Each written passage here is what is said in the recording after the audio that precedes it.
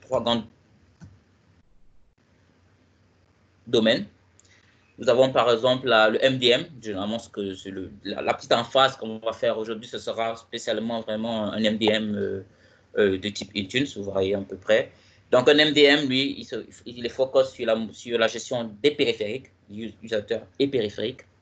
Vous avez dans le MM aussi ce qu'on appelle le MAM, donc le Mobile Application Management, qui est lui focus sur les applications mobiles et les utilisateurs qui s'y connectent.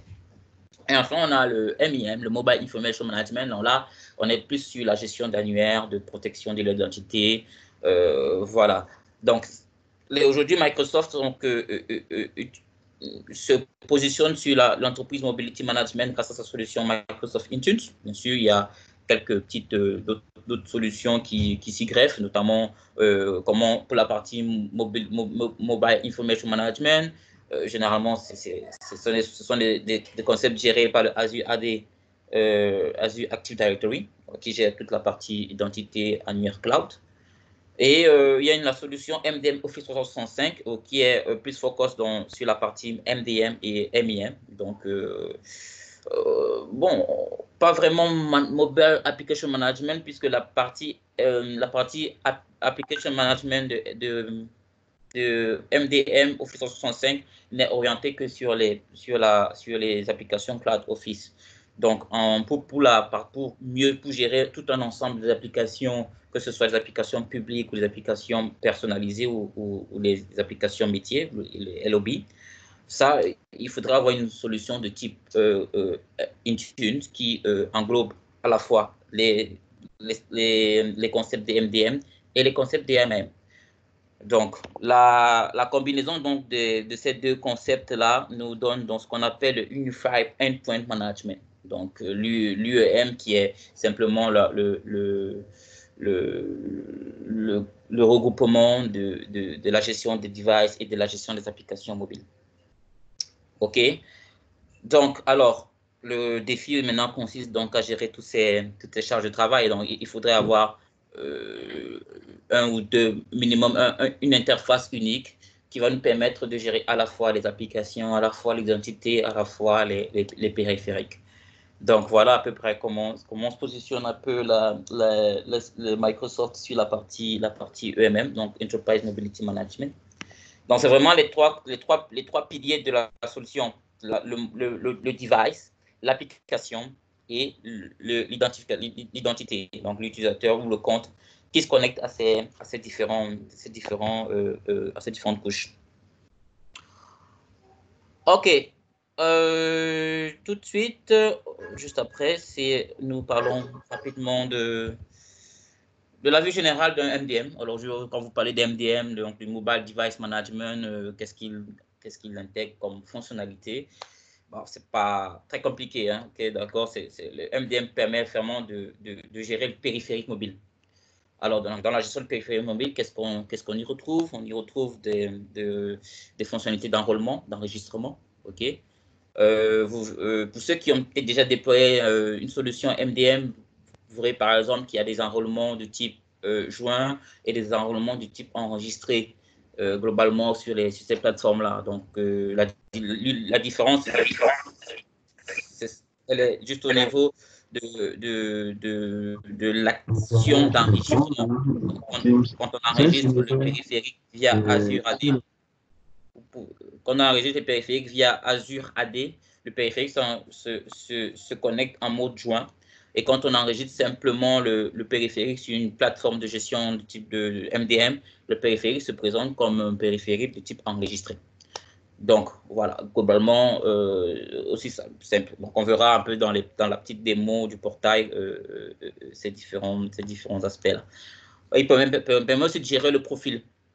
Alors, quand on parle de profil, c'est dire, OK, comment est-ce qu'on voudrait que le périphérique se présente? Quel type d'application? Quelle configuration sur l'utilisateur? Quelle configuration sur le périphérique? Quel type de VPN? Quel type de Wi-Fi? Voilà, c'est ce genre de choses qui sont faites au niveau de la gestion du profil. Donc, le profil, ne voyez pas, ce n'est pas le profil utilisateur. Donc, ça, c'est sur l'Active Directory. Ici, c'est le profil device ou bien le profil applicatif. bon, ensuite, il permet aussi de faire un assessment des actifs. Vous pouvez gérer, gérer vos actifs périphériques, savoir ce que vous avez comme plateforme, comment elles sont configurées, quels sont les éléments quels sont les paramètres de configuration qui sont dessus, tous ces genres d'éléments que vous retrouvez souvent sur des plateformes de gestion d'actifs. Donc, il a aussi une petite brique d'application management, ok? Donc, c'est juste pour dire, ici, à ce niveau, c'est vraiment gérer connecter le périphérique à l'application. Donc, généralement, quand on crée le profil du périphérique, on le map à une application ou à un utilisateur, voilà. Donc, c'est juste ce type de fonctionnalité qu'on retrouve dessus. Par contre, le MAM dans sa configuration globale, sera un peu plus détaillé. Vous aurez des profils applicatifs, vous aurez la publication des applications, vous aurez les stratégies de protection des applications. Ça on verra dans le petit portail. Alors, il a aussi un élément de sécurité. Bien sûr, il faut sécuriser les comptes, il faut sécuriser les périphériques, il faut sécuriser les applications qui sont publiées. Alors, on y retrouve aussi des audits, des rapports, hein, bien sûr, comme toute solution qui gère les actifs. Il faut bien faire des audits, il faut bien avoir des rapports d'utilisation, des rapports de comportement sur l'ensemble des éléments qui sont configurés. Bien, je vais bien noter que ici, les rapports qui sont générés sur les mobile device management seront orientés sur les trois principaux piliers, notamment les utilisateurs qui se connectent à quoi, les applications, quelle application est utilisée sur quel périphérique, les périphériques, quel périphérique accède à quelle application, ce genre de choses. Voilà. Donc. OK. Alors ici, on a une petite différence entre qu'est-ce qu'on retrouve dans un MAM et qu'est-ce qu'on retrouve dans un MDM. Donc, il faut juste comprendre que selon l'approche sur laquelle on se trouve, c'est-à-dire, vous aurez par exemple, quand on est en train de déployer, on est en train de concevoir une politique de gestion de périphérique, on se dira, par exemple, est-ce que l'entreprise fournit des périphériques ou bien c'est une stratégie build ou bring your own device. Donc, dans l'un ou l'autre cas, on va se positionner sur soit on fait une gestion d'application si on est sur les périphéries personnelles, c'est-à-dire qu'on va plutôt gérer les applications sur lesquelles les utilisateurs d'entreprise se connectent. Ou on est dans un périphérique entreprise, en ce cas, on se oriente vers un MDM où on va en même temps avoir la possibilité de gérer le périphérique qui est utilisé par l'utilisateur et ensuite les applications qui sont sur ce périphérique-là. Donc, voilà à peu près. C'est une petite approche pour que on ne se perde pas un peu dans le choix, qu'on se dit, est-ce qu'on utilise un MAM, est-ce qu'on utilise un MDM. Globalement, si vous avez une solution comme Intune ou bien comme je crois Workspace de VMware, vous pouvez avoir la possibilité de choisir d'avoir une approche applicative ou bien une approche périphérique. Donc, selon que vous avez fournir des périphériques à vos utilisateurs ou bien qu'ils apportent leur propre périphérique pour se connecter aux différentes applications d'entreprise.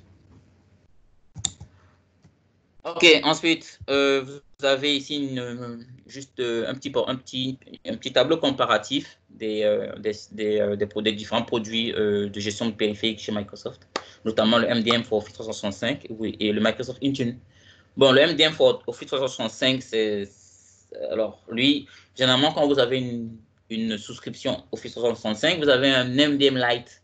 Donc, il ne va pas faire toutes les opérations comme Microsoft Intune, OK? Donc, il va vous permettre peut-être de gérer des plateformes Windows 8, des plateformes Android, des plateformes iOS.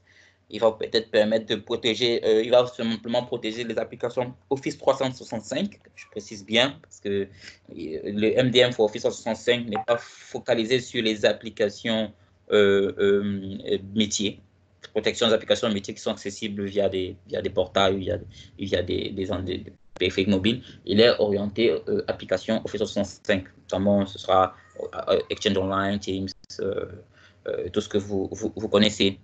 Donc, alors, il vous permet simplement de pouvoir juste effacer le périphérique. Par contre, avec Intune, vous pouvez effacer les périphériques et les applications. Donc, vous pouvez réinitialiser une configuration d'application qui est sur un périphérique. Vous pouvez réinitialiser un périphérique qui est géré par Microsoft Intune. Et puis, pour Microsoft Intune, vous pouvez l'acquérir soit avec une souscription Azure ou une souscription EMS, globalement. Donc, voilà. Microsoft Intune, donc, il intègre donc du MDM et du MAM. Par contre, le MDM pour Office 365, c'est un MDM Lite. Donc, il ne pourra pas gérer des applications métiers, par exemple, que vous aurez à déployer sur vos périphériques mobiles. Alors, ça, c'est une petite architecture Azure. Voilà comment ça fonctionne. OK. Alors, c'est simple. Intune vous permet simplement de protéger les données d'entreprise qui sont publiées sur les périphériques mobiles. OK. Et il intègre donc une gestion périphérique et une gestion d'application. OK. Vous pouvez l'avoir directement sur le portail Azure, comme je l'ai dit, ou bien en souscription EMS. Donc, il sécurise donc les accès, il supervise et sécurise les accès aux données, il gère les périphériques multiples par utilisateur. Donc, il se peut qu'un utilisateur peut avoir accès à plusieurs périphériques et il faut pouvoir configurer les profils pour que quand un utilisateur change de périphérique, il retrouve le même environnement qui était sur l'autre. Donc voilà, ça garde une certaine cohérence, une certaine performance pour l'utilisateur. Il intègre. Partageons plusieurs choses, quoi. Je vais faire un point, un truc là. Je vais faire un document, vous voyez, que je suis en train de faire. Allô, le micro est ouvert, s'il vous plaît.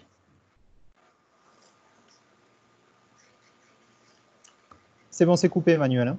Tu peux continuer. Alors, je reprenais, j'étais en train de parler un peu de l'architecture Microsoft Intune aujourd'hui, OK? Donc, qui vous permet donc de protéger les accès aux données d'entreprise, que ce soit les applications Office 365, applications cloud, ou bien les applications LOB que vous hébergez sur vos propres infrastructures. Il suffit simplement de les publier sur Intune pour qu'on puisse configurer des stratégies de protection et des profils de configuration. Donc, il est intégré avec Windows Defender, bien sûr. Donc, il peut vous faire office d'un antivirus, d'un système d'antivirus. Une fois que les machines sont connectées à Intune, vous avez la possibilité de créer donc des profils d'antivirus Windows Defender et les machines feront des mises à jour sur le portail et puis voilà, vos systèmes sont protégés. Voilà, donc vous pouvez avoir donc des stratégies d'accès conditionnel, dire ok, pour qu'un utilisateur se connecte à l'application sur ce périphérique, il faut un certain nombre de conditions, voilà, que ce soit peut-être la localisation ou bien les adresses IP ou le profil utilisateur lui-même, voilà, ce genre de choses. Donc vraiment, c'est très, il y a pas mal de stratégies de contrôle et de protection des données sur ces solutions. Alors, il peut être connecté à SCCM, bien sûr. Vous pouvez avoir un environnement hybride où vous avez votre SCCM, vous le connectez, vous avez un connecteur Intune, vous connectez pour pouvoir gérer, par exemple, le périphérique mobile avec une connexion à votre domaine on-premise.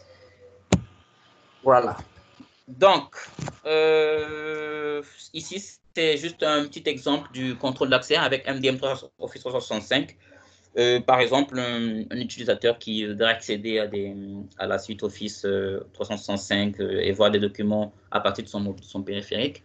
Donc, juste une petite stratégie de contrôle d'accès. Hein. On vous dit, par exemple, le périphérique, OK, il est enregistré sur la plateforme MDM, mais il n'est pas compliant, il n'est pas en conformité. Donc, quand l'utilisateur veut se connecter, on vérifie la conformité du périphérique ou de l'utilisateur en disant, écoutez, monsieur, vous n'avez pas activé un mot de passe, ou bien vous n'avez pas l'authentification multifacteur.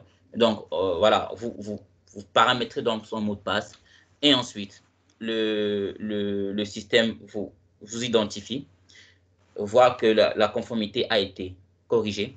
Ensuite, il vous donne les accès aux données et aux applicatifs. Donc, bien sûr, vous avez la possibilité de protéger votre téléphone avec des pins. Oui, bien sûr.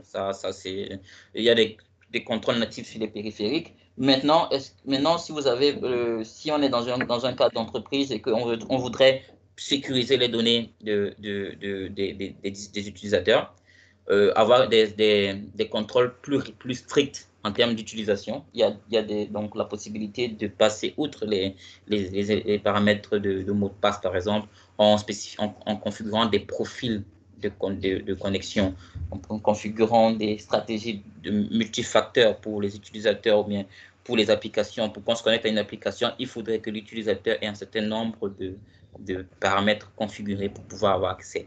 Donc ça, on verra dans le petit portail un peu comment ça se matérialise. Et puis, on aura une vue un peu plus qu'est-ce qu'on dit, voilà, un peu, si c'est pas théorique, c'est un peu plus pratique. Voilà, c'est ça. Alors, EMS, bien sûr. EMS, on a un peu vu le concept EMM de Enterprise Mobility Management. Maintenant, nous parlons un petit peu de EMS. Qu'est-ce que c'est que EMS? Alors, EMS, c'est simplement Enterprise Mobility plus Security. Donc, c'est une plateforme intelligente de sécurité et de gestion de la mobilité. Donc, elle contribue à protéger et à sécuriser votre organisation tout en permettant aux employés de travailler de manière très flexible. Okay. Donc, la couche EMS, la solution EMS est constituée de 4 couches fonctionnelles principales. Donc, il y a la gestion de l'identité et des accès, notamment avec Azure Active Directory Premium. Donc, pour ceux qui font des souscriptions Office 365, vous avez généralement un Azure AD qui est configuré et souvent un Azure AD basique. Donc, il vous offre un minimum de protection. Mais maintenant, au-delà de, si vous avez des besoins de sécurité plus avancés, il faudrait avoir à souscrire à une offre à un Active Directory P1 ou P2 qui ont des fonctions de niveau de sécurité très avancées, comme par exemple la protection des identités. Vous avez par exemple, vous avez une autre couche qui est la gestion des périphériques et des applications, notamment avec soit un System Center ou avec Microsoft Intune, qui vous permettent donc de faire du MDM et du MAM. La protection d'informations, donc, qui est gérée par le Azure Right Management Premium, qui est une solution bien sûr à laquelle il faut souscrire pour avoir des solutions de sécurité plus avancées aussi. Vous avez aussi la gestion les protections contre les menaces avancées. Donc, notamment, vous avez peut-être entendu parler du ATA, du ATP, voilà, c'est ce genre de solutions qui vous permettent de visualiser, d'analyser le comportement de votre environnement et de détecter des anomalies et enfin d'avoir des actions de rémédiation. Voilà, donc c'est une solution très aboutie aujourd'hui. Donc, elle est disponible quand vous prenez les offres Microsoft 365, qui inclut Office, qui inclut Windows 10 et qui inclut MS. Ou si vous avez déjà une suite Office 365, vous pouvez avoir à souscrire à un EMS ou à prendre aussi un Active Directory de version supérieure, P1 ou P2. Donc ça, c'est possible de directement l'avoir sur votre portail. Hein. Donc, si vous avez besoin de voir déjà ou bien de faire une évaluation de ces solutions, vous pouvez, si vous avez bien sûr une offre Office 365 déjà, un tenant Office 365, il est possible de souscrire à une évaluation de ces solutions-là sur votre portail, les tester et de les évaluer afin de prendre des décisions sur leur implémentation. Mais c'est vraiment des solutions aujourd'hui qui vous garantissent un très haut niveau de sécurité et de confidentialité de vos infrastructures. Bien, c'est pas pour dire que le basique marche bien. Hein. Donc, c'est pas parce que c'est basique que c'est vraiment pas sécurisé. Non, basique, il y a un certain niveau de sécurité quand même qui est déjà en place. Mais maintenant, si on est dans des environnements très réglementés où les données sont ultra sensibles, donc vous avez donc des solutions de sécurité très avancées pour Office 365 que vous pouvez mettre en place pour assurer ce niveau de protection avancé que vous souhaitez mettre en place. Alors, ça, c'est une vue juste générale de la protection, un peu comment ça fonctionne. Donc, globalement, c'est quoi? Vous avez un utilisateur qui se connecte à un périphérique, qui a besoin d'accéder à des applications, que ce soit des applications on-premise ou des applications dans le cloud. Alors, bien sûr, il y a premièrement une couche de sécurité niveau identité qui doit garantir la protection déjà de l'identité qui se connecte. Ensuite, il y a les conditions d'accès. Donc, quelles sont les conditions qui sont mises en place pour se connecter aux applications? Est-ce qu'on passe par la localisation? Est-ce que c'est l'état du périphérique? L'état du périphérique, ça peut être un état, ça peut être un état joint. Par exemple, vous dites que la périphérie doit être Active Directory, Azure Active Directory joint. Donc, du coup, si ce n'est pas un périphérique Azure Active Directory, on ne se connecte pas. Localisation, c'est peut-être un emplacement géographique ou un espace d'adresse IP bien précis. Donc, on dit, OK, si c'est des adresses IP qui essaient de se connecter sur la plateforme, ce n'est pas une adresse IP approuvée, on ne se connecte pas. Donc, voilà, ce genre d'éléments qui vous permettront donc d'avoir un certain niveau de sécurité sur les applications partagées, publiées de votre data center ou bien des applications qui sont cloud. OK, ça c'est quelques bénéfices pour Office 365. Alors, on a des bénéfices pour quand vous avez Office 365 et que peut-être vous n'avez pas eu à souscrire à une offre EMS. Donc, vous avez quelques éléments qui sont additionnels dans la souscription. Vous avez une couche supplémentaire de gestion d'identité d'accès, une couche supplémentaire pour la gestion des périphériques, une couche supplémentaire dans la protection de l'information avec RMS, par exemple, une couche de sécurité niveau contre les menaces, notamment avec le ATA, le Advanced Threat Analytics, ou encore Azure AD Premium. Donc, ce sont les éléments c'est généralement, quand vous souscrivez à une offre Office 365, vous ne prêtez pas vraiment attention. Mais non, quand vous avez des problématiques de sécurité que vous décelez dans votre fonctionnement, bah, vous avez donc des solutions qui vous permettent d'avoir des contextes de sécurité très poussés, très avancés et très bien configurés. Vous avez aussi là un bénéfice pour Windows 10. Et donc, avec Windows 10, généralement, quand on rajoute une couche EMS à Windows 10, c'est pourquoi? C'est pour manager. Vous avez la possibilité d'avoir des environnements, des configurations hybrides. C'est-à-dire, vous avez un Azure Active Directory et vous avez un Active Directory on-premise. Et vous voulez peut-être que les applications, les périphériques qui sont enregistrés sur votre ADDS soient aussi managés au niveau de Azure. Il faut enrôler les périphériques au niveau d'Azure et Azure AD ensuite. Et les périphériques s'enregistrent sur un MDM et vous pouvez maintenant les manager. Voilà. Par exemple, l'une des solutions souvent les plus utilisées, c'est la localisation et l'antivirus. Ah, okay. Je n'ai pas envie de déployer tout un gros système d'antivirus. J'ai déjà un antivirus cloud géré par EMS. Il suffit juste de créer des stratégies d'antivirus et de les pousser sur les périphériques. Voilà. Et voilà, il fonctionne comme si vous avez un système de sécurité d'un antivirus installé en premise. Bon, c'est vrai. Après, il y a cette partie Internet aussi qu'il faut gérer, bien évidemment. Bon, maintenant, vous avez la possibilité, si vous avez un SSCM, d'utiliser un SSCM pour la partie antivirus ou bien d'utiliser Windows, Microsoft Intune pour la partie antivirus de votre plateforme. Donc, vraiment, c'est très flexible. Pas de soucis à se faire. Il faut juste bien cadrer le besoin. Voilà. Est-ce que ce sont des périphériques mobiles, des types tablettes Surface, ou ce sont des laptops? Parce que les laptops ne sont pas gérés de la même façon que les périphériques mobiles ou encore les desktops. Donc, ils n'auront pas souvent les mêmes stratégies de sécurité en termes de mobilité. Donc, voilà. OK. Bien, je vais présenter rapidement le portail Intune avec quelques petites fonctions qui seront très utiles. Donc, on verra un peu comment ça se matérialise quand on parle de gestion de MDM, DMAM, qu'est-ce que c'est, de sécurité des devices, qu'est-ce que c'est. Donc, je vais partager rapidement alors, page web, elle est où? Alors, elle est ici, page web, voilà.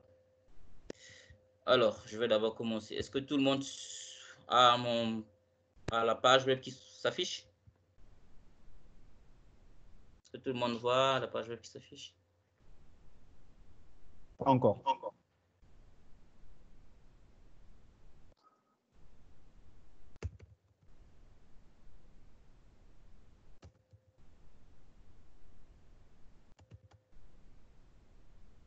J'attends des retours, s'il vous plaît, si c'est bon pour tout le monde. Moi, c'est... C'est bon pour moi. OK. Alors, ici, je vais vous montrer un peu le portail Intune. Alors, ici, je précise simplement que le portail que j'utilise est un portail ST Digital qui est une souscription EMS. Donc, nous, la souscription EMS donne droit directement à Intune. Il y a aussi la possibilité d'avoir Intune directement sur le portail Azure. Donc, je voulais juste présenter ça.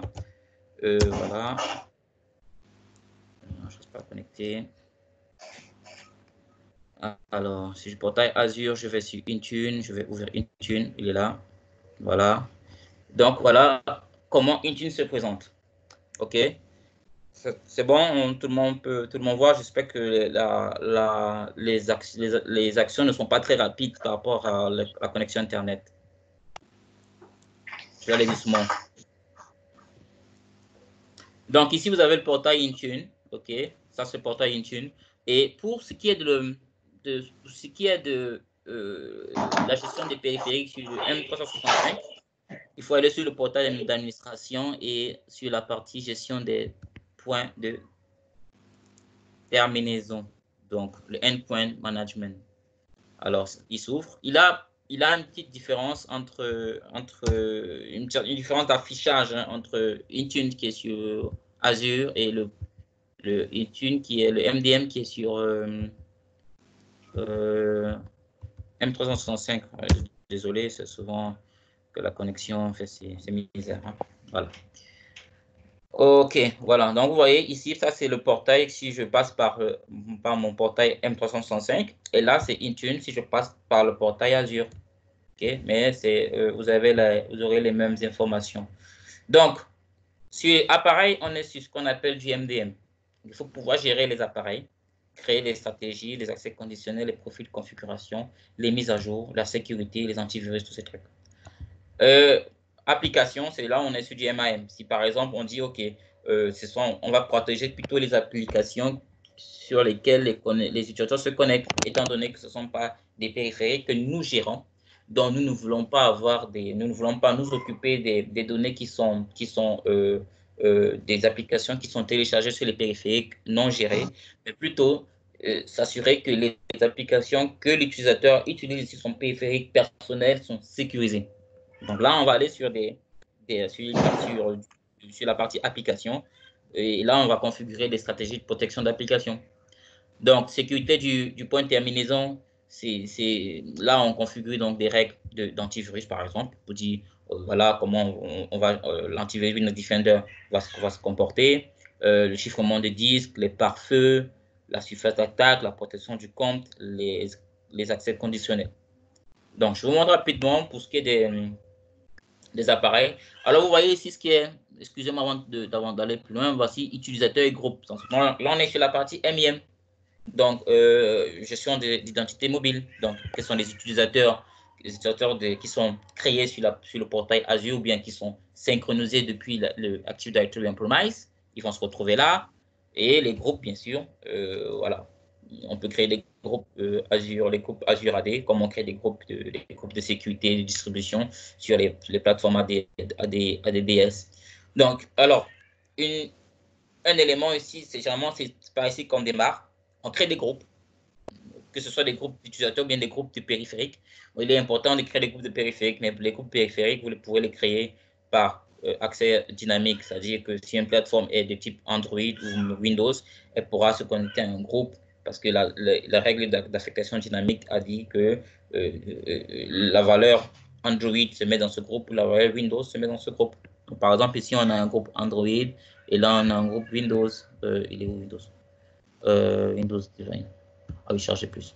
Bah, il faut écrire, c'est un peu simple. Donc, on va écrire simplement ici, hein, Windows. Voilà. Voilà, il est où Windows? Voilà, Win 10 device plutôt. Voilà, Win 10 device par exemple, ça c'est les périphériques Windows 10. Donc, affectation dynamique, parce qu'on a dit pour que quand on rajoute un périphérique, la valeur de l'OS, c'est Windows, il y a Windows qui marche dessus, ça se met dans ce groupe, aussi simple. Donc voilà, on commence par là, des utilisateurs et des groupes, et ensuite, une fois que c'est fait, parce que quand vous allez faire des affectations, on verra tout à l'heure, on veut affecter les stratégies d'accès ou de conformité. On le fait par des groupes utilisateurs. Donc, généralement, quand vous enregistrez donc périphérique sur Azure AD ou bien sur vous enregistrez via via le compte professionnel, vous allez sur tous les appareils et vous verrez tous les appareils qui sont enregistrés sur ces plateformes. Donc voilà, vous avez ceux qui sont conformes, ceux qui sont non conformes, et ensuite ces éléments apparaissent créés par MDM, entreprise personnelle. Donc ici, par exemple, si je clique sur ce périphérique-ci, je peux ici dans propriété définir que c'est un appareil, entreprise, un appareil personnel. Ça, c'est une affectation que je fais manuellement. Par contre, alors ça, ce sera une stratégie que généralement vous définissez avant de faire l'enregistrement, hein. Donc, il y a bien sûr vraiment une partie gouvernance qu'il faut bien maîtriser. Donc, comment est-ce qu'on va gérer le périphérique? OK, est-ce que c'est un périphérique d'entreprise, c'est un périphérique personnel? OK, donc en fonction de cette entrée-là, voilà. Ensuite, c'est quel type d'OS? Est-ce que c'est Android? Est-ce que c'est iOS? Est-ce que c'est Windows? Donc, ces éléments nous permettront de bâtir une stratégie de gestion de périphérique ou de gestion d'application. Voilà.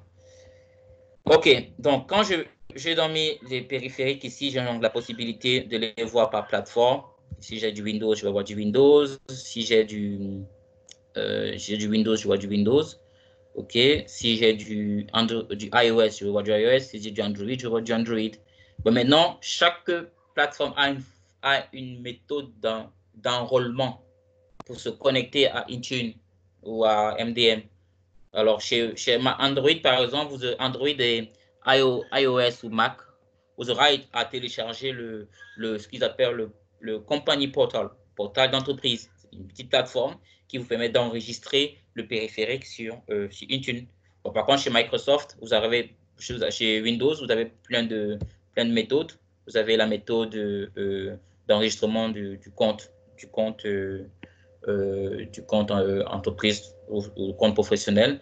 Vous avez la possibilité d'utiliser le portal entreprise aussi, compagnie portal. Vous avez aussi la possibilité d'utiliser le autopilot, donc une stratégie d'autopilot qui va, une fois que l'utilisateur a renseigné son compte, le système va faire la configuration automatique en fonction du profil de l'utilisateur et des applications qui sont affectées à ce profil-là.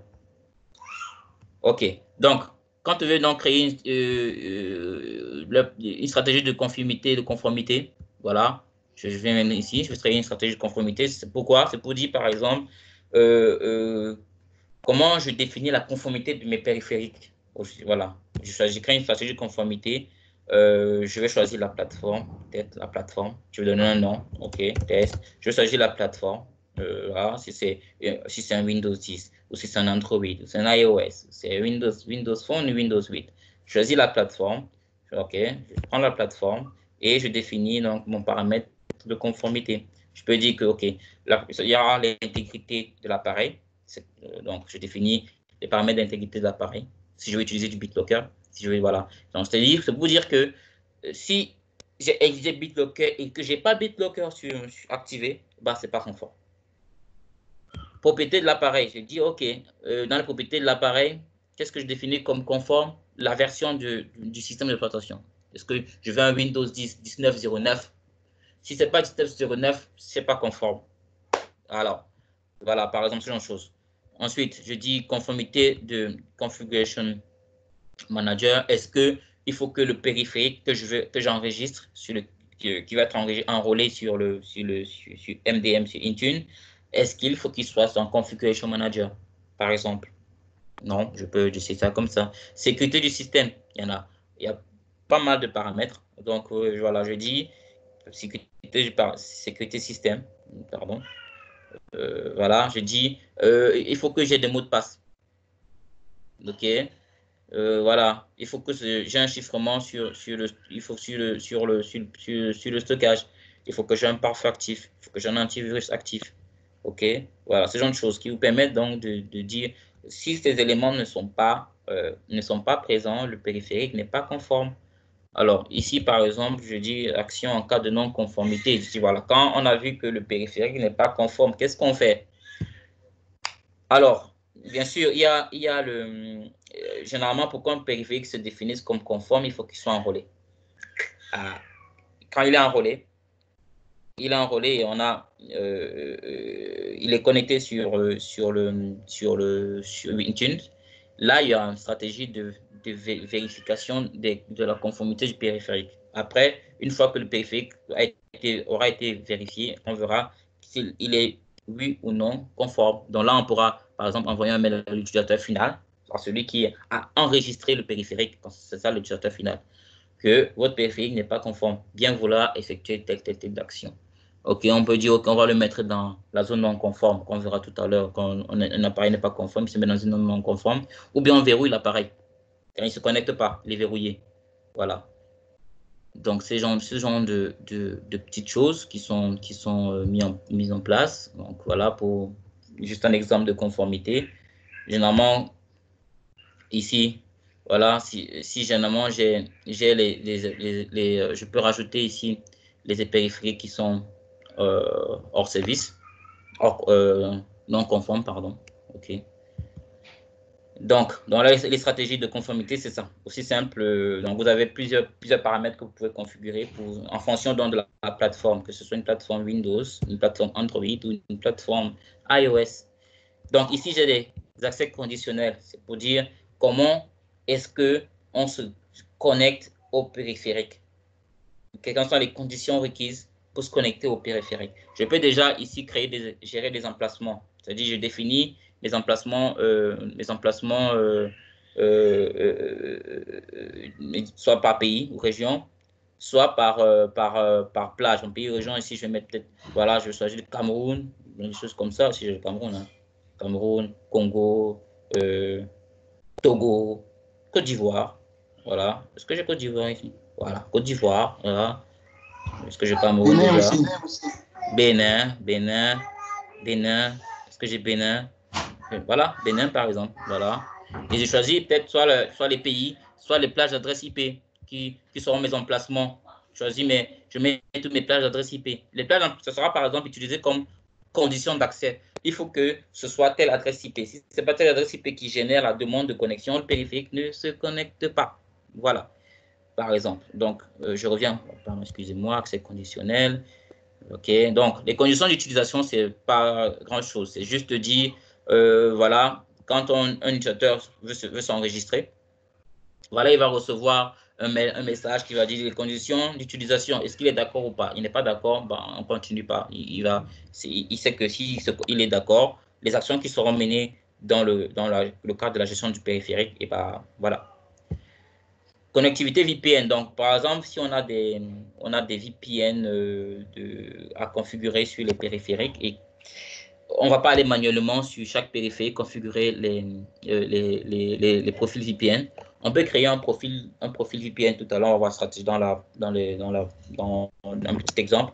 Configurer une stratégie, un profil VPN, renseigner tous les éléments qu'il faut, adresse IP, nom, domaine, DNS, tout ce que vous voulez, certificat. Et ensuite, Quand ce profil est affecté au périphérique, chaque fois, dès qu'un périphérique, on se connecte à ce périphérique, il a cette configuration VPN qui est automatiquement connectée.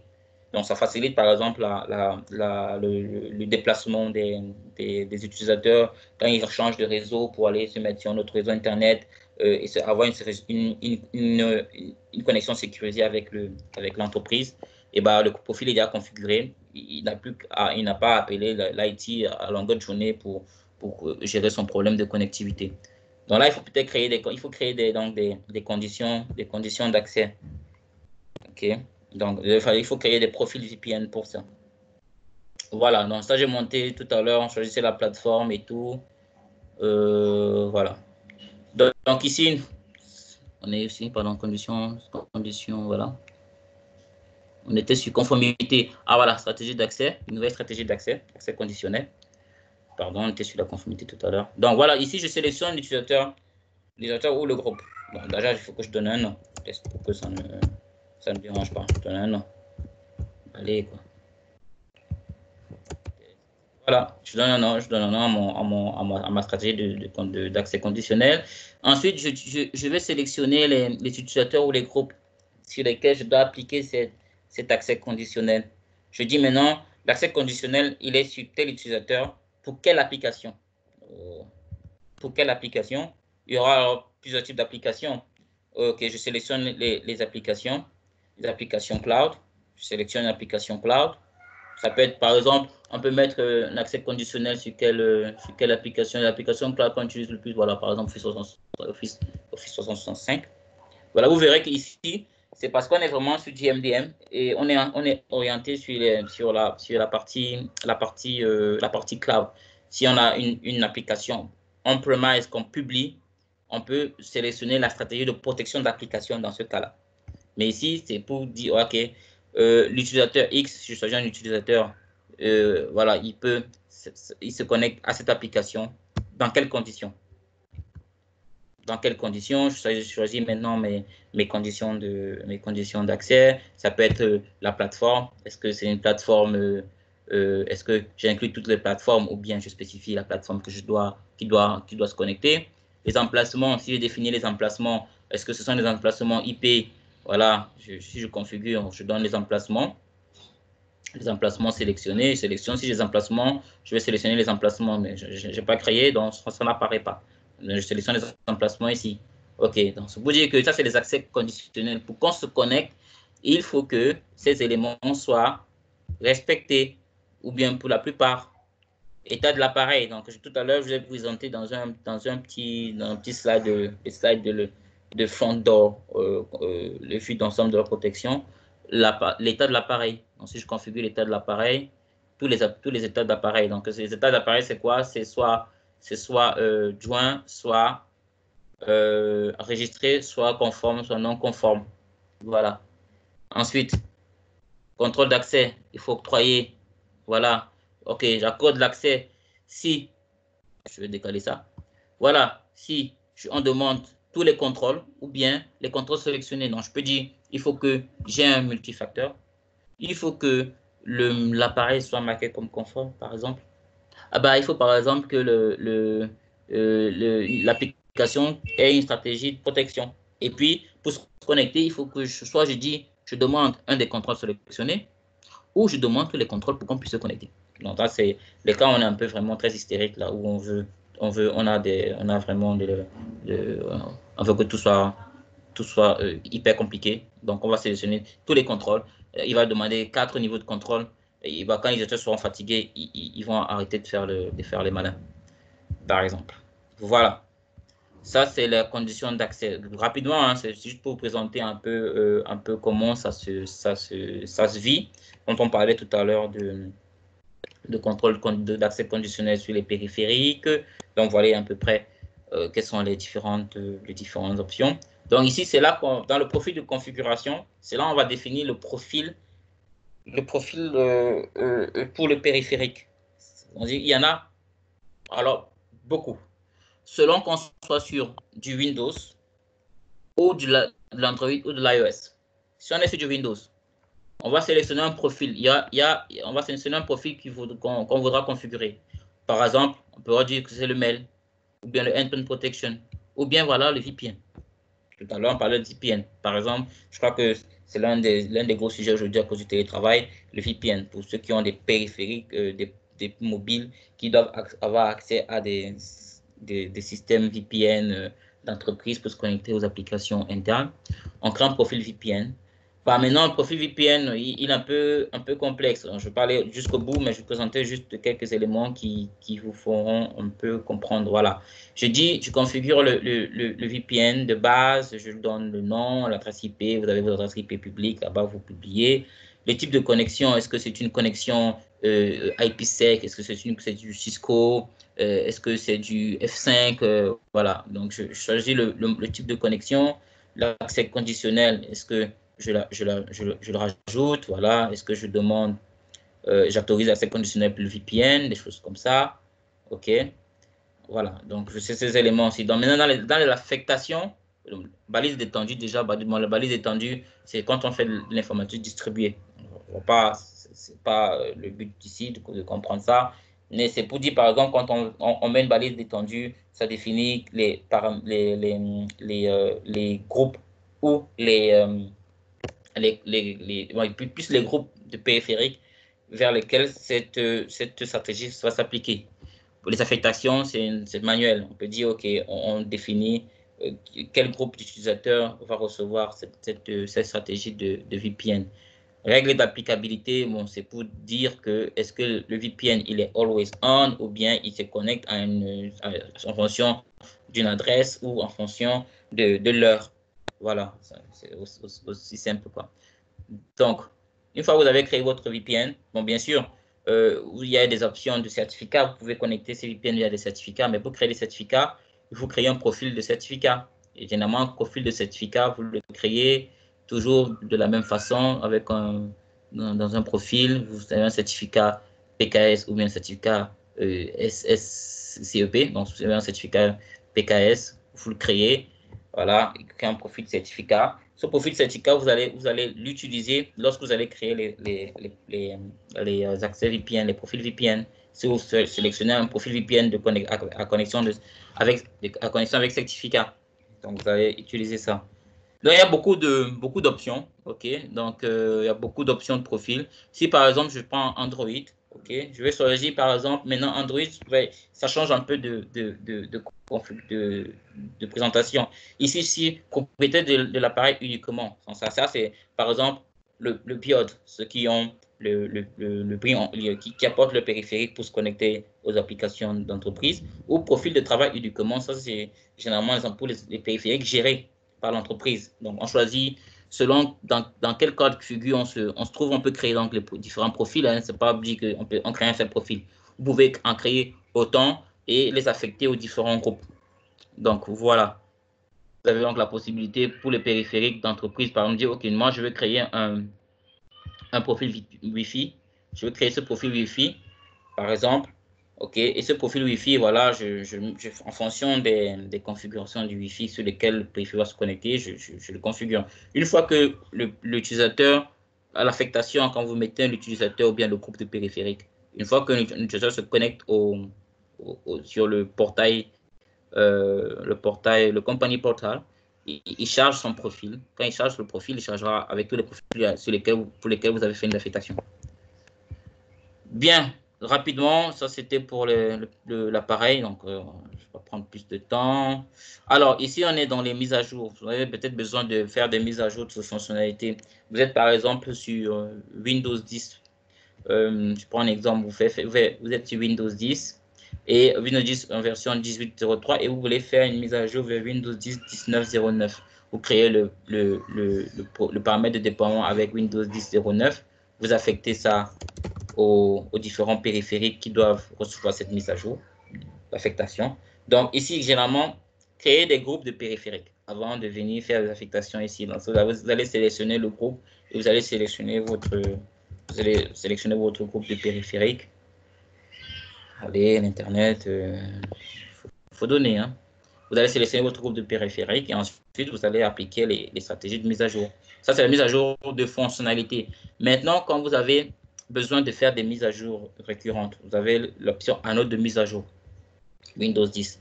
Pour créer un anneau de mise à jour Windows 10, OK, test, allez. Internet, hop, voilà, test.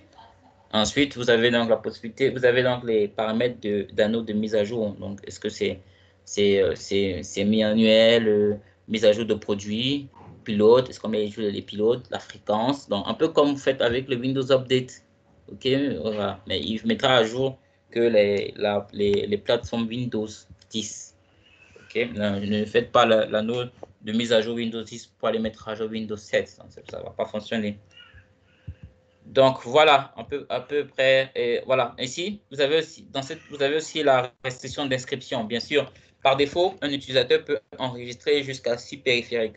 Donc, Emmanuel, il enregistre 6 périphériques sur le portail MDM. Vous avez donc la possibilité de limiter ça. OK? Vous pouvez limiter cette restriction. OK? Ou bien vous pouvez limiter le type d'appareil. C'est-à-dire, ce ne sont que les Android qui se connectent, qui seront enregistrés, ou ce ne sont que les Windows Phone qui seront enregistrés. Donc, ça, c'est vraiment quelques petits exemples. Donc, ça, c'est les règles de nettoyage de Windows Intune. Hein. Donc, comment on nettoie? Est-ce qu'il faut nettoyer les périphériques qui sont inscrits et qui n'ont pas été actifs depuis un moment? Voilà, comment vous les nettoyez pour mettre à jour votre base de périphériques. Alors, pour ce qui est des applications, voilà, tout à l'heure, on a parlé des stratégies d'application. Voilà. Ici, vous avez la possibilité de publier des applications. Donc, je peux publier des applications. Je les ajoute des applications ici. J'ajoute ici pour pouvoir les distribuer sur les profils. Donc, je peux ajouter des applications du Windows Store, de Microsoft Store, de Google Play, de Android Store. Ici, il faut simplement copier le lien. Généralement, vous cliquez, vous sélectionnez. Si c'est pour une application d'Android Store que vous voulez publier ici sur le Intune, vous sélectionnez cette option. Et ensuite, il faut pouvoir avoir les informations d'URL de l'application pour pouvoir la publier, quoi. Voilà. Donc, vous la publiez, vous affectez. Et quand vous affectez au groupe d'utilisateurs, si c'est Android, alors ils vont sur leur portail Enterprise qu'ils auront téléchargé sur le téléphone ou sur la tablette et se loguer sur le portail compagnie portal et vous retrouvez toutes les applications qui sont assignées à leur profil.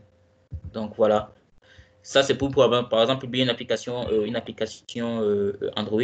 Si j'ai des applications métiers que je veux publier, des applications métiers, il faudrait que j'ai par exemple que j'ai déjà configuré que j'ai déjà créé les APK, par exemple, si c'est pour Android, ou bien les IPA, si c'est pour iOS, que je vais pouvoir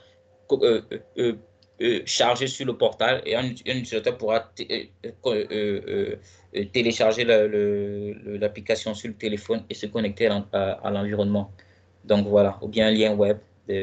Si par exemple vous publiez les liens par proxy, vous pouvez utiliser les liens web pour vous connecter charger les applications. Voilà. OK, ça c'est pour la publication d'applications. Vous avez la publication d'applications. Maintenant, comment vous les protégez? Donc, vous les protégez les applications en configurant donc des stratégies de protection d'applications. Donc, pour créer une stratégie de protection d'application, c'est simple, vous créez la stratégie. Et maintenant, vous choisissez la plateforme. Est-ce que c'est une plateforme Android? C'est une plateforme Windows 10? Si c'est une plateforme Android, OK, c'est une plateforme Android, je crée la stratégie. Je vais donner le nom, bien sûr. Ensuite, je vais sélectionner l'application. OK, ici, je vais sélectionner l'application. Est-ce que c'est une application publique ou c'est une application personnalisée? Personnalisée, bien sûr, il va me falloir que j'ai l'ID du package. Est-ce que j'ai l'ID du package? Si j'ai l'ID du package, je charge. Voilà. Si je n'ai pas l'ID du package, je peux sélectionner une application publique, comme par exemple, quoi? Outlook. Ah oui, Outlook, par exemple, comme c'est une des applications les plus utilisées sur le téléphone mobile. Je peux prendre Outlook, je sélectionne Outlook. OK, voilà, il apparaît là. Je vais sur suivant. Maintenant, je peux avoir des options de protection de données. Par exemple, je veux dire, je vais bloquer les copier-coller. Depuis on ne copie pas, je bloque tout ça. Voilà. Ça, je bloque. Il n'y aura pas de copier-coller, quoi que ce soit sur le Outlook. On ne pourra pas le faire. Donc, sauf si quelqu'un est trop malin, il va faire le screenshot. Mais c'est copier-coller, impossible. On ne le fait pas. Ensuite, il y a d'autres paramètres de protection. Hein. Je peux chiffrer. OK. Je peux... impression de données d'organisation, je peux bloquer. Je dis que quand on n'imprime pas. OK. On n'imprime pas toutes ces... Maintenant, je dis, est-ce que je peux restreindre le transfert de contenu web à d'autres applications? Je peux aussi, je dis, OK, j'utilise une commande Microsoft Edge pour pouvoir ouvrir les pages web qui vont être, les liens web qui vont être renseignés peut-être dans les mails. Est-ce que je peux l'ouvrir? Mais je veux l'ouvrir qu'avec Microsoft Edge. Et bien sûr, je peux aussi créer une stratégie de protection de Microsoft Edge derrière pour dire qu'on ne peut pas imprimer, on ne peut pas faire ci, on ne peut pas faire ça. Voilà, donc quand j'ai fini, je prends les conditions d'accès. Pour qu'on puisse ouvrir Outlook, par exemple, il faut le PIN, il faut un code PIN. Okay, il faut que l'utilisateur crée un code PIN de méthode. Et là, je peux définir la valeur du code PIN. Voilà, je peux dire, OK, est-ce que il est obligé de se connecter avec le compte d'entreprise pour pouvoir ouvrir Outlook? Je peux dire oui, j'exige ça. Je veux qu'il utilise le compte d'entreprise pour ouvrir Outlook en dehors du code PIN. Lancement conditionnel, je dis OK, il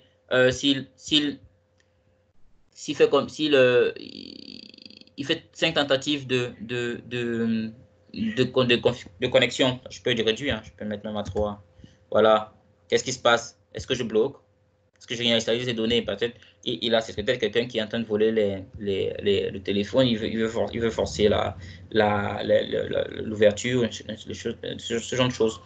Donc, je peux vite programmer certains paramètres de contrôle qui permettront de sécuriser les accès. Et ensuite, je fais l'affectation. L'affectation, maintenant, c'est quoi? C'est le groupe. Je dis quel est le groupe à qui je vais donc affecter cette protection d'application. Ensuite, c'est bon, je mets dans le groupe d'utilisateurs et c'est bon. Voilà, donc c'est à peu près ce genre d'éléments. Et donc, ça varie souvent en fonction de l'application qui est sélectionnée. Mais toujours est-il que vous avez la possibilité de créer des stratégies par application, bien par groupe d'applications. Donc, voilà, vous ajoutez simplement les éléments, les informations dont vous souhaitez. Ensuite, stratégie de configuration de l'application. Je peux dire que l'application que je vais connecter à mes périphériques aura une configuration bien spécifique. Alors, si je suis sur une optique de périphériques gérés, c'est-à-dire c'est l'entreprise qui a donné les périphériques aux utilisateurs et c'est l'entreprise qui les gère, alors je prends l'option appareil géré. Si c'est le BIOD, je vais prendre application gérée. L'application gérée, et puis je configure je choisis l'application, je vais prendre Outlook, n'importe quoi, toujours, hein, c'est juste un exemple pour montrer. Il y en a plein, hein, il y a plein d'autres. Donc, je prends Outlook pour Android, bien Outlook pour iOS. Je prends Outlook pour Android. Je sélectionne le point Android. Voilà, je vais sur suivant. Oh, pardon, je mets le nom. Ensuite, je vais sur suivant. Voilà, et ensuite, qu'est-ce que je fais? Je dis, voilà, je mets les paramètres de configuration Outlook. Est-ce que je choisis la boîte de réception prioritaire, les choses comme ça? Est-ce que j'enregistre les contacts directement, les contacts qui sont dans le téléphone? Est-ce que je l'enregistre sur Outlook? Voilà, ensuite, est-ce que je bloque les images externes? Voilà. Est-ce que j'ajoute une signature, par exemple? OK, ce genre d'éléments. Voilà. Est-ce que je synchronise les contacts avec ceux qui sont dans mon application de contact natif dans mon téléphone? Ce genre de choses. OK.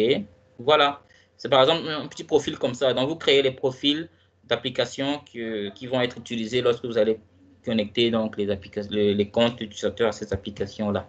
Et toujours est-il pour que ça s'applique, il faut affecter. Vous affectez toujours tout ce que vous configurez, soit au périphérique, soit aux utilisateurs. Au périphérique, quand vous êtes dans un mode MDM, aux utilisateurs, quand vous êtes dans un mode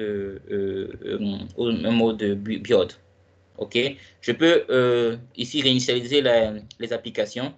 Là, je dis, je vais créer une demande de réinitialisation. Je vais sélectionner l'utilisateur qui est, vous savez bien que dans la partie MAM, on a utilisateur application. Dans la partie MDM, on est utilisateur périphérique. Donc, ici, je vais sélectionner l'utilisateur. Est-ce qu'il a un périphérique? Là, je prends pas Emmanuel. Voilà. Je sélectionne. Ensuite, est-ce qu'il a un périphérique? S'il a un périphérique, je sélectionne et j'envoie la requête de réinitialisation. Donc, toutes les applications qui sont sur ce périphérique vont être réinitialisées. Le cas, par exemple, un utilisateur a perdu son téléphone et il avait connecté Outlook entreprise sur son téléphone, il a perdu, vous supprimez simplement ça. Si c'est connecté, en fait, il faudrait que le téléphone soit aussi connecté sur Internet pour que Intune puisse l'atteindre, bien sûr. S'il n'est pas connecté sur Internet, il ne peut pas l'atteindre. Mais une fois que vous avez lancé la demande de réinitialisation, et dès qu'il y aura une connectivité Internet avec le périphérique, la stratégie va s'appliquer. Donc là, c'est la stratégie pour les applications Office 365, comme on a fait tout à l'heure pour les protections des données des applications tierces. Donc ça, c'est pour Office 365. Donc si je veux dire, voilà, qui doit ouvrir Outlook, comment, qui doit ouvrir Word, comment, ainsi de suite. OK, donc je vais montrer la réinitialisation des périphériques. Je le fais de suite. OK, comme dit, réinitialisation de périphérique. Je veux réinitialiser un périphérique qui a été perdu ou quelque chose comme ça. Donc, je vais sur tous les appareils. Tous les appareils. Je sélectionne mon appareil que je veux réinitialiser. Je réinitialise. Ah, il va être tout effacé. Hein. Je réinitialise. Donc, quand je sélectionne l'appareil, je réinitialise ici. Ou je verrouille à distance s'il est activé. Je peux verrouiller, donc il se verrouille. Donc pour le déverrouiller, il faudra, s'il a une stratégie de contrôle d'accès, il faudra le déverrouiller avec les stratégies de contrôle d'accès qu'on aura définies. Je peux le réinitialiser ici pour tout effacer. Okay? Donc c'est la raison pour laquelle généralement, pour les applications, les périphériques non gérés, on ne réinitialise pas le périphérique. On utilise plutôt une approche user-application. Pour les applications, les périphériques d'entreprise, on peut les réinitialiser parce que ce sont les données, ce sont spécifiquement les données d'entreprise qui seront dessus. Voilà, on me dira par exemple que si on a des périphériques Android, comment on fera que l'utilisateur ne puisse pas télécharger sur Play Store n'importe quoi sur le périphérique d'entreprise, par exemple. Ben oui. Alors pour le périphérique d'entreprise, dans l'inscription, dans l'Android, vous connectez inscription Android, vous connectez le Google Play qui va connecter à Intune, plus le portail compagnie portal, et enfin les stratégies de périphérique, les accès, les profils de configuration, bien sûr, et les accès conditionnels. Dans les profils de configuration, pourront dire que le périphérique Android, si tu crées le périphérique Android, ne pourra se connecter que sur tel type de... Voilà.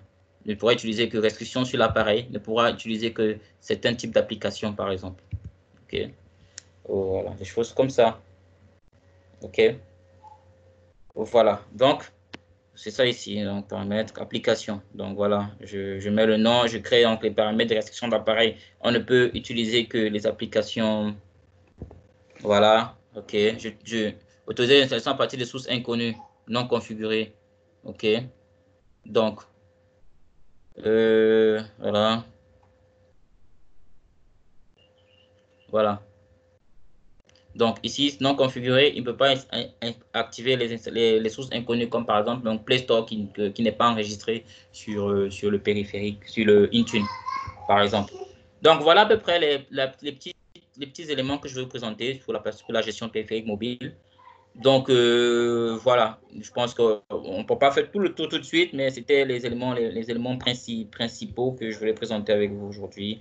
Donc comment vous gérez donc ces périphériques-là, si vous avez des plateformes Office 365 aujourd'hui, avec une option EMS ou sans option EMS, vous pouvez toujours utiliser l'outil de gestion de périphériques, quoi. Mais sans EMS, ce sera vraiment un élément très light. Vous ne pourrez pas spécifier les applications à protéger, par exemple.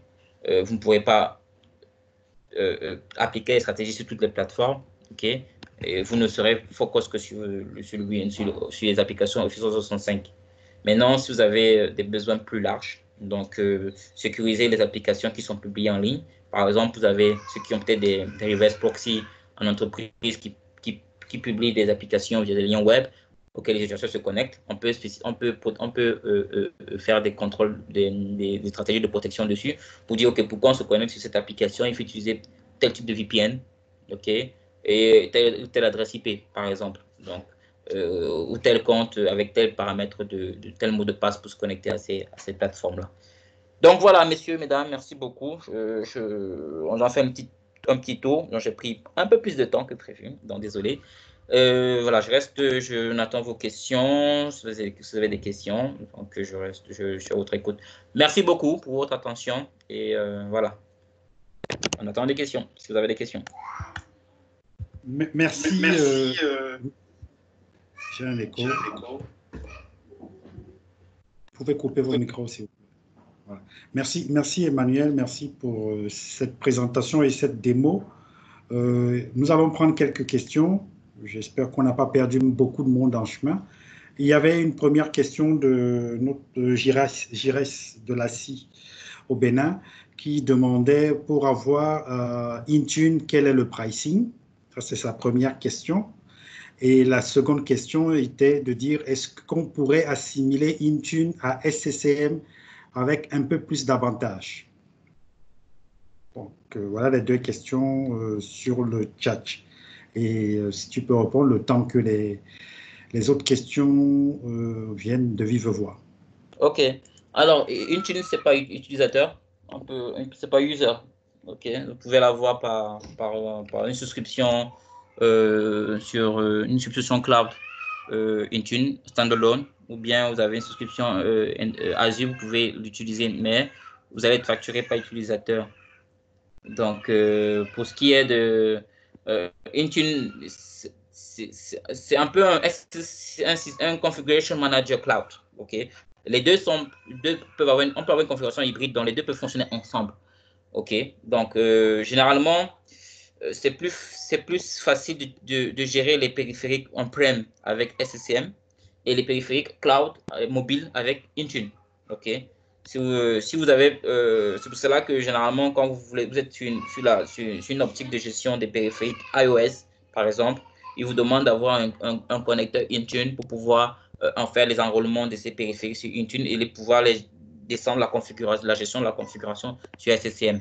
Mais bon, les deux sont opérationnels. On peut utiliser l'un si on est full cloud, c'est-à-dire on est vraiment mobile, on n'a aucune infrastructure de PC installée. Okay. Ou bien on peut utiliser avec certaines fonctionnalités comme les antivirus et les mises à jour pour les périphériques on-prem. Mais pour remplacer totalement SCCM pour une solution on-prem, ce ne sera pas très pertinent. Parce que par exemple, Intune, ce ne sera pas évident de faire des déploiements d'applications sur les périphériques, sur les PC. Parce que de toutes les façons, il faut une connexion Internet très active dessus et ça va prendre beaucoup de bandes passantes. Par contre, avec les mobiles, c'est le GSM qui est la 4G qui est utilisée. Et donc, c'est le périphérique, lui, qui fait la connexion avec Intune, quoi.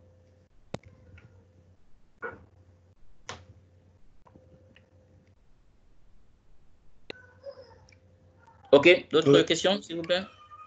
La question de savoir si les diapositives et l'enregistrement seront disponibles. Oui, nous vous enverrons le lien. J'ai répondu sur le chat. Question d'Ousmano. Comment permettre l'accès d'un device aux données locales? Alors, quand on parle de données locales, qu'est-ce qu'on parle exactement? Quand on parle exactement, est-ce que c'est une application on-prem ou est-ce qu'il faut spécifier? Si c'est une application on-prem, vous publiez l'application sur Intune. Généralement, l'application se publie soit par le lien web. Si c'est une application qui est publiée via un proxy, vous pouvez récupérer le lien web qui est publié sur le proxy et le mettre sur Intune et créer donc des stratégies de protection et de contrôle d'accès pour les utilisateurs qui vont se connecter à ce lien-là. Ou générer un APK, si c'est peut-être une plateforme Android qui va se connecter, ou un IPA, si c'est une plateforme iOS qui va se connecter.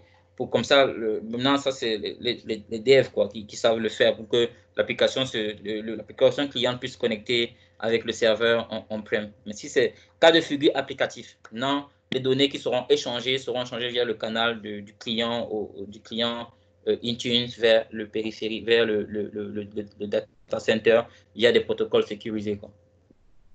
Donc, la précision qu'il apporte, c'est que c'est une application sur un serveur interne.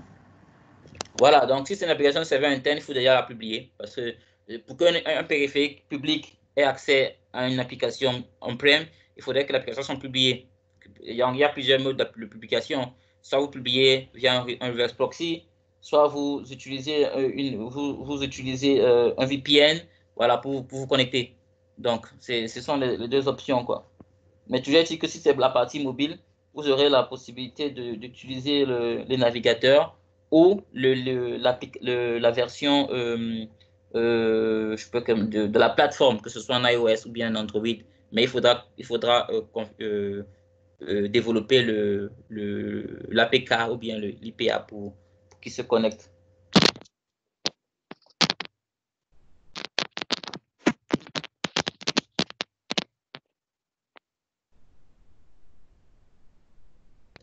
Monsieur Kembou, je vois comment vous avez ouvert votre micro. Je suppose que vous voulez intervenir ou vous avez une question. Ouais, tout à fait. J'ai une question. Est-ce que ce serait possible qu'on ait un document de cette présentation? Question d'avoir à l'œil une vue plus ample des différentes fonctionnalités de Microsoft Azure et autres. Genre le document de la présentation, quoi. Allô? Oui, allô? Vous m'avez écouté? Oui, très bien, très bien. Bon, écoutez, la partie démo était sur la plateforme. Donc, Ok. vous pouvez peut-être faire prendre un service d'évaluation EMS, si vous n'avez pas EMS, pour pouvoir voir toutes les fonctionnalités d'Intune. Et on peut être en contact avec vous pour faire peut-être des séances de démo plus approfondies sur des problématiques bien précises. Et voilà, donc c'est toujours quelque chose de faisable, quoi. Sinon, oui, la présentation, j'ai dit dans le chat, sera partagée. L'enregistrement est fait. Donc, on va publier sur YouTube et on partagera le lien sur notre blog. Si vous avez besoin d'un proof of concept avec des licences d'évaluation, des choses comme ça, on peut vous accompagner pour faire un proof of concept sur ces solutions de MDM. Emmanuel, je sais que tu en as parlé, mais M. Ousmanou demande, est-il possible de créer un VPN à partir de Intune? Alors, on ne crée pas le VPN, on crée un profil VPN. Le VPN doit être déjà, la plateforme serveur doit être en place, côté on-prem, et on crée un profil VPN sur Intune pour publier le VPN sur les périphériques.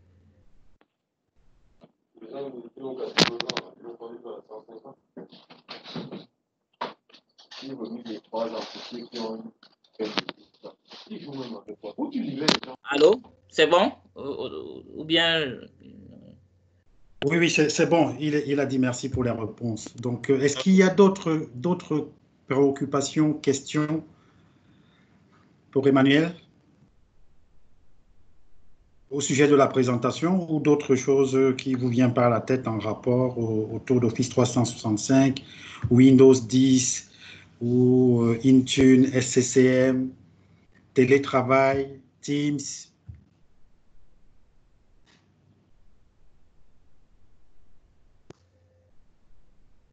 Allô? Oui, allô? Allô? Oui. Oui, bonsoir. Je serai un peu hors sujet. Je peux parler de Power Apps? Alors, bien sûr, il y a je ne suis pas seul dans le call, hein. Donc il y a des experts Power Apps qui peuvent répondre. Ok.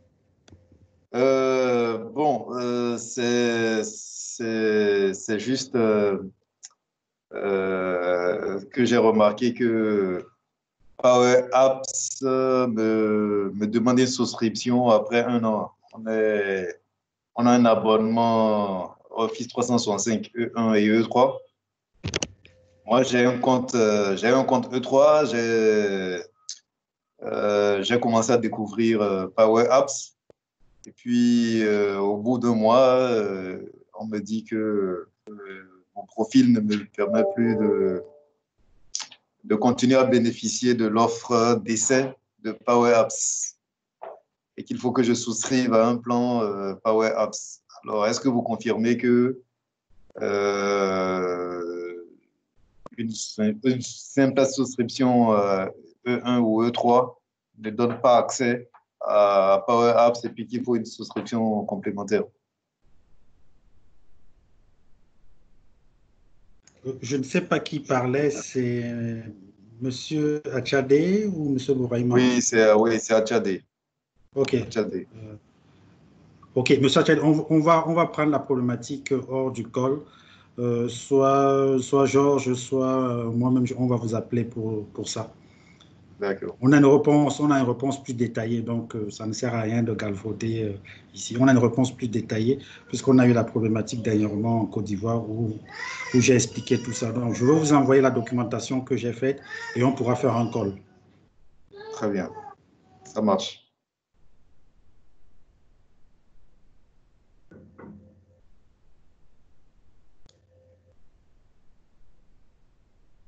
Donc, Emmanuel, il y a une question concrètement. Vu le contexte actuel, est-il possible d'exploiter la solution comme outil de télétravail pour les collaborateurs utilisant le laptop, sachant que toute l'infra est on-premise? Monsieur Rodrigue Yossa. Oui, bon, le MDM, c'est pour sécuriser l'outil qui va faire le télétravail, enfin, le périphérique, en fait, et l'utilisateur qui se connecte, et les applications qui seront, qui vont transiter, simplement. Donc, vous avez des outils de télétravail, comme Teams, pour faire des réunions. Vous avez des connexions VPN que vous utilisez pour vous connecter à vos périphériques. Donc, ce qu'on peut faire, c'est quoi? Est-ce que c'est sécuriser le périphérique qui se connecte au système d'information. Donc, garantir que les utilisateurs qui sont connectés à ce périphérique enfin, les utilisateurs sont dans un environnement sécurisé. Le périphérique, il est sécurisé. Et les applications auxquelles se connecte ce périphérique aussi sont sécurisées. Donc, c'est le travail du MDM, en fait. Donc, pour télétravail, ce sera plutôt les outils qui vont permettre de faire des partages d'informations, de partage de données, de partage de documents. Voilà. Donc, c'est une combinaison, quoi. C'est pour rendre l'environnement de télétravail un peu plus secure. Voilà.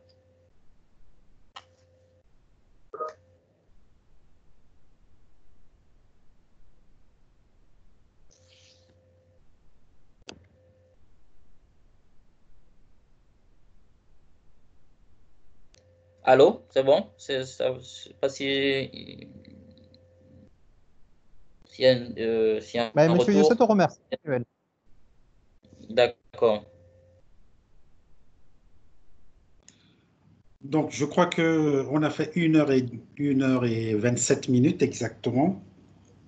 Je remercie la soixantaine de personnes au moment du pic qui se sont connectées sur cette problématique d'accès au système d'information pour les périphériques mobiles. Donc, il s'agit de nos téléphones, de nos tablettes, de nos laptops, puisque quand on a un télétravail, on travaille beaucoup avec les laptops. L'exemple est un environnement, est un outil dans un environnement que nous connaissons tous, c'est-à-dire l'environnement Microsoft Windows, qui est celui qu'on utilise majoritairement. Si vous avez des questions, n'hésitez pas à revenir vers nous. Pour contacter les gens à ST Digital, c'est très facile. C'est le prénom @st.digital, sans E à la fin. Les contenus seront disponibles sur le blog, sur notre blog, les différents liens vers YouTube, mais aussi vers la présentation et le formulaire d'évaluation qui vous seront partagés. Vous pouvez nous faire un feedback sur ce que vous avez pensé de cette présentation, de la thématique, de l'organisation, de vos différentes questions, mais aussi de vos besoins, de vos pain points, des sujets sur lesquels vous voulez que nous partagions soit notre expertise, soit nos retours d'expérience sur les différentes missions que nous avons dans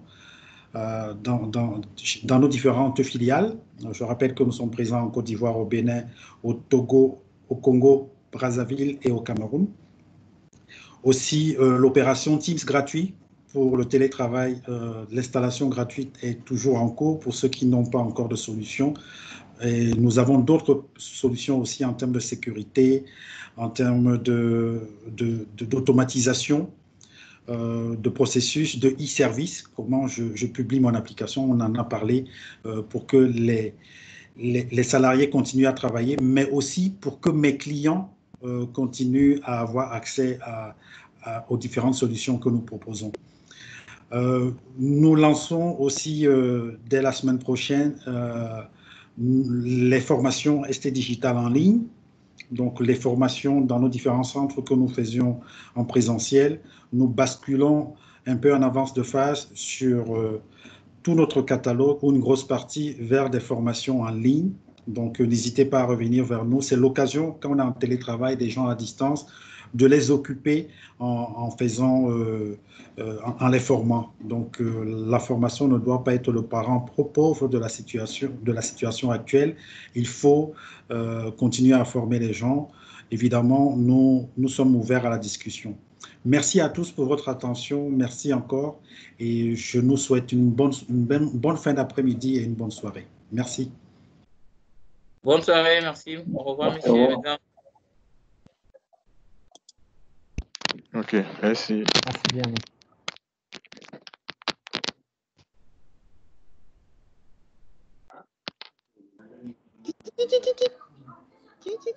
Arrêtez l'enregistrement.